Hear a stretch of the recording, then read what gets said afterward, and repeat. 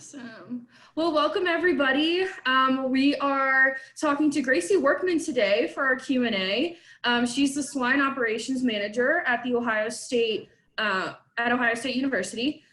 So Gracee, why don't you tell us a little bit about your personal background and career pathway to this point? Well, hi everybody. My personal background it varies. At a young age, it involved nothing to do with agriculture. It involved pizza joints and different things along that aspect. I actually went to college for an associate's degree for a veterinary technician. I started in ag before. I graduated from that at a swine barn at a sow farm, which is your mom pigs and breeding them and having baby piglets. And then at that point, when I graduated, I worked at a pig isolation barn and worked at a mixed animal vet practice full-time and did pigs part-time. And then in 2015, I went to pigs full-time and I worked with about 50,000 pigs over the state of Ohio. I did gilt selection, so I shipped pigs all over the US, China, Mexico. And then this past year, I have taken over the role as the Ohio State swine barn manager up in, it's technically in Dublin, Ohio, but for the Columbus campus. Very cool. How many pigs do you guys have there now? So we usually, depending on the time, we keep about 400 to 500 pigs here. We have about 80 to 100 sows, just depending, and we farrow about every 6 weeks. So we have baby pigs every 6 weeks. Oh, wow. That's awesome.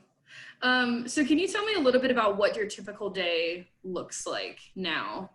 Well, a little example for today is it's kind of an ag. You never know what kind of day you're going to have. There's a lot of highlights, but sometimes it's not necessarily that, but the highlights are worth it in the end. So this morning it was a couple people coming in to feed check. We currently have baby pigs being born. So we have students in here that help. They sleeve the sows, they pull the baby pigs, they dry them off, and then once they're dry, about a day later, they process them. They give them their shots they need, anything to make sure that they stay happy and healthy.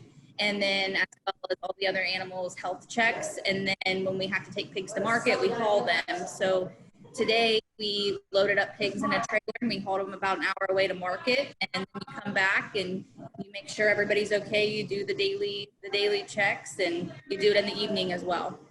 Very cool. So I went to Ohio State, like I said, in the animal science department. Do you do any research that's currently going on at the farm, and then what's your role in that?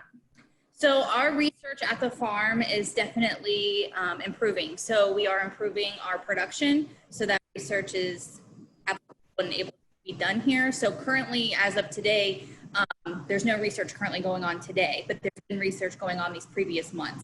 So it just depends on what we have going on. They do different nutrition research, so like probiotics versus non-probiotics. We have one researcher on staff. Her name's Sheila Jacoby, and she's the one that we actually just updated that hadn't been used for milk research. So we'll start with milk research, different things like that. So we do research here, which is, it's so important to do, and it's definitely about to kind of rev back up at Ohio State. Very cool. And you were kind of mentioning students coming in and out. Can you talk about your role with students that either visit the farm or that work with you daily for tasks? So that's one of my favorite parts is the student. There's so many different students that come in and out of here, some with ag background, not necessarily in swine, some with no ag background. So we have multiple classes, probably what you're familiar with, that they'll come out for animal handling or different. We actually even have engineers that come out and look at our manure system. A lot of those students have never been around a pig barn either. So it's definitely fun to connect and to answer the questions why we do what we do, because there's a lot of things that happen in any kind of livestock barns, including swine, to keep the pigs safe and healthy.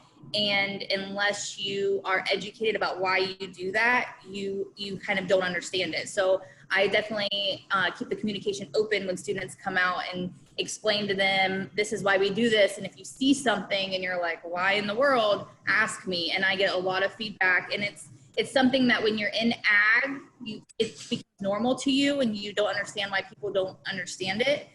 So that's one of the highlights of my job is working with the students. So on top of classes that come in, I actually am able to hire students out here as well. So we keep students on staff and they learn, they get hands-on learning experience with shots and feeding and, you know, all of the above. It's where when they go to whatever field they're going to go to, they have that hands-on experience, which is great.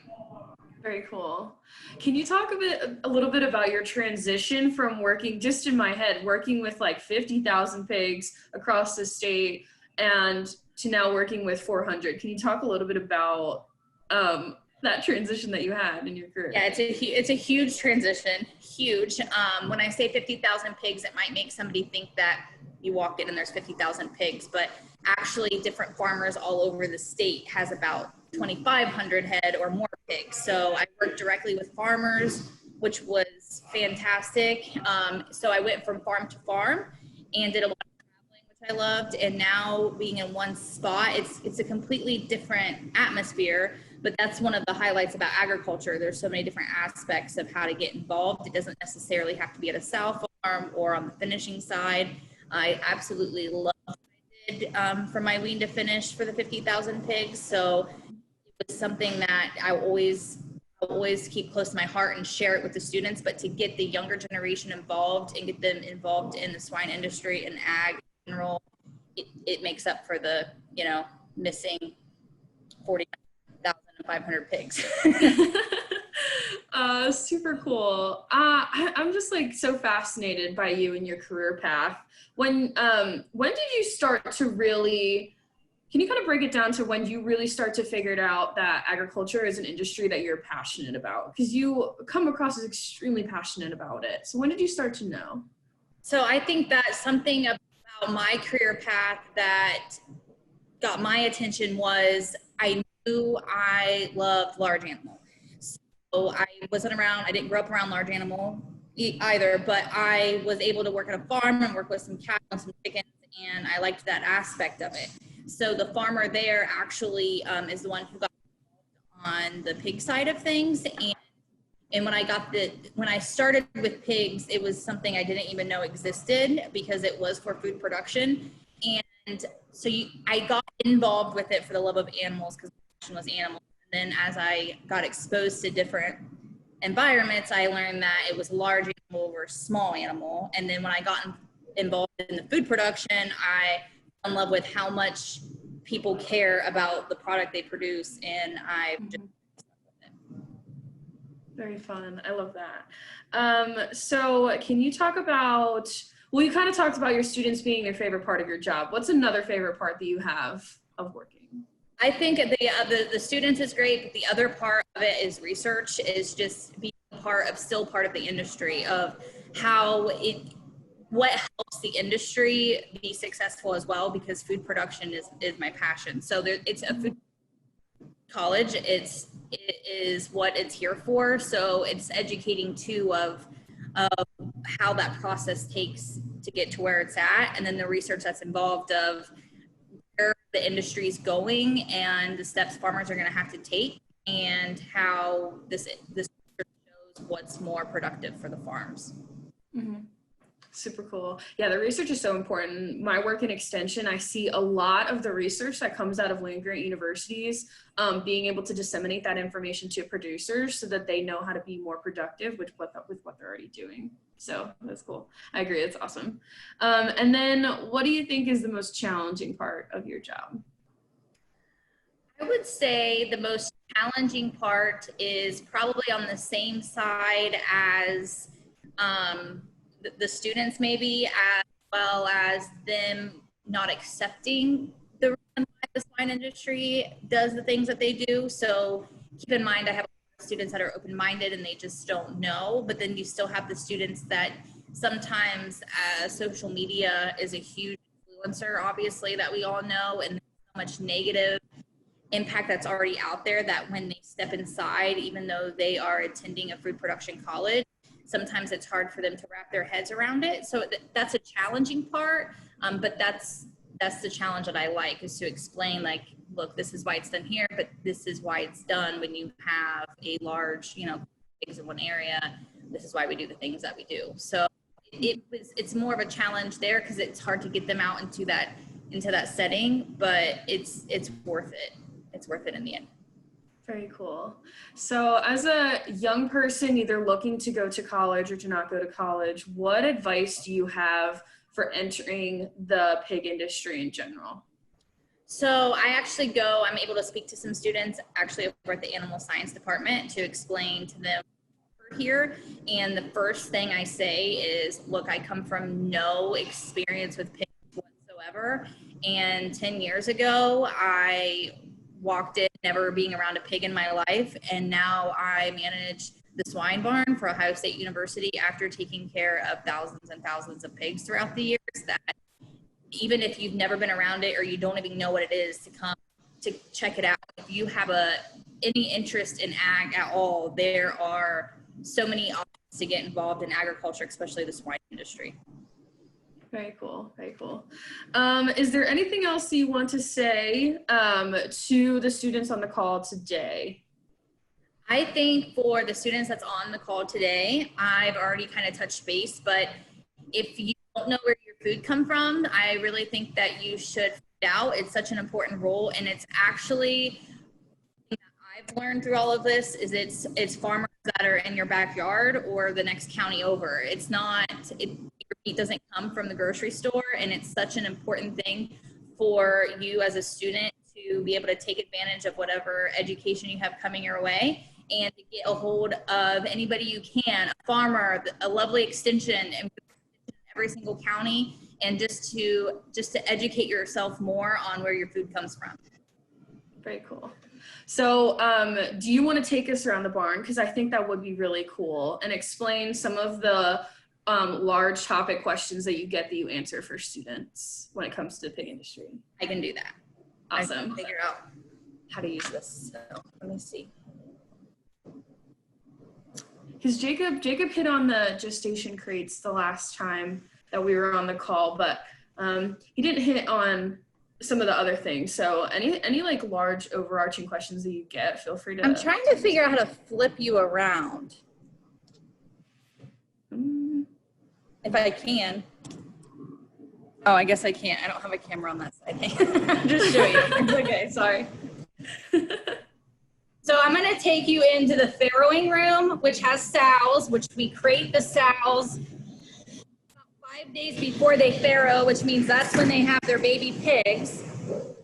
And then they get in here and they get on a special lactation diet for when they're nursing. And then it depends on the genetics of your pig and the environment of the pig for how many they have.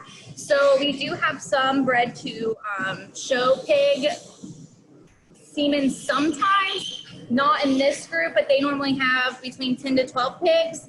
And then we have our commercial sow, which they have anywhere from usually 12 to 20 pigs. So we did have one girl that actually had 22 baby pigs.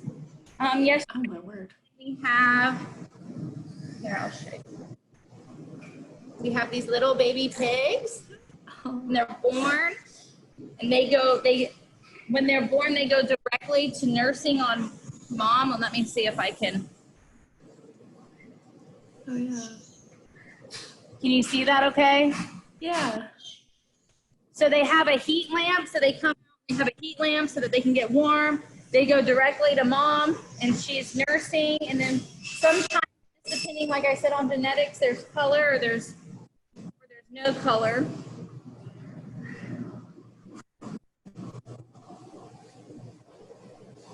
Oh my goodness. So usually the sow, it just depends on the sow. They have about 12 teats, which means that's where they can nurse from. Usually pigs stick with the same teat when they start to nurse. And so when you have, that's kind of a problem in the swine industry, when you have lots of extra baby pigs and not enough teats. See this little piglet right here is just laying directly on mom. Oh. I'm hitting it. How old are these piglets that we're seeing? So a lot of these are 2 days old, 1 day old. So usually after they have been born for 24 hours and their umbilical cord is dry, we process them, which means we tag their ears, we dock their tails. That way when they get older, the other tails don't bite them and cause issues, we give them an iron shot. All little baby pigs that are kept inside need iron, so they get an iron shot.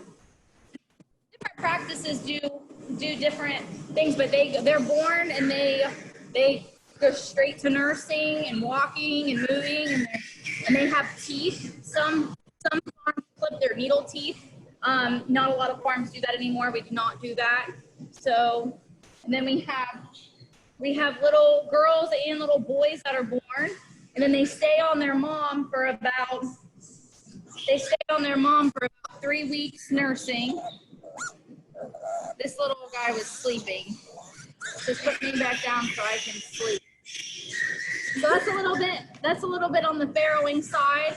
And then once they're in here for 3 weeks, we wean them off of their moms, and then their mom goes back into the gestation room.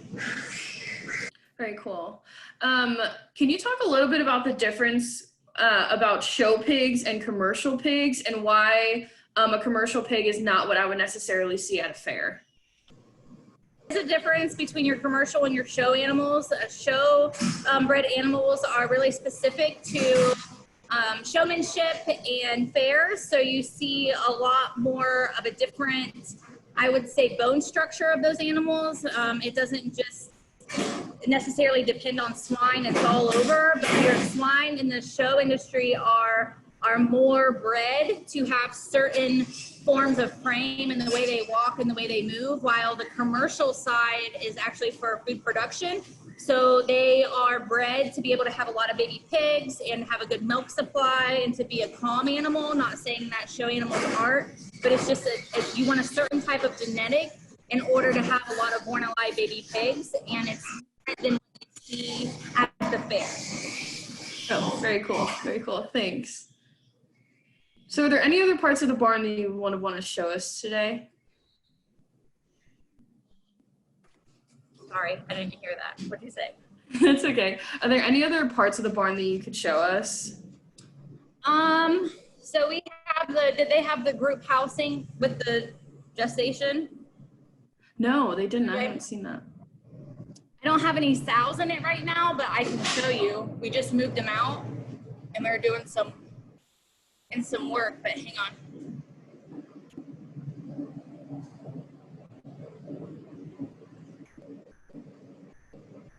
I wish I could flip my thing around.